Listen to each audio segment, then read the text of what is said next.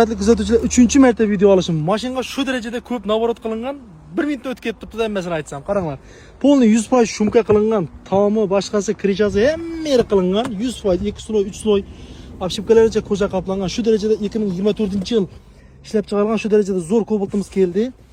Malibu barlar qo'yilgan, joystikli Tesla monitorlar, video registratorlar, cruise control, multimedia, 41 000 km yurgan mashina.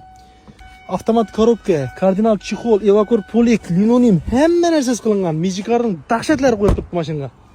41 000 km yurgan, so'zlashda tonirovka, glasovoy nikel. Zapaskalarni ko'rsataman sizlarga. Kim olsa-da mazitib minadi mashinani. Zapaskalarcha qo'yilmagan, vatillargacha urilgan, tina shumkalar urilgan, bagajlarida ablisopkalarni qo'shib beramiz, orqasida tovarlari Minirlargacha bunday vatillar qo'yilgan. 4 ta mexki balon 25 million so'm rasxod qilingan. Narxi 152 million so'm, 2024-yil. Bir tamchi kraska yo'q.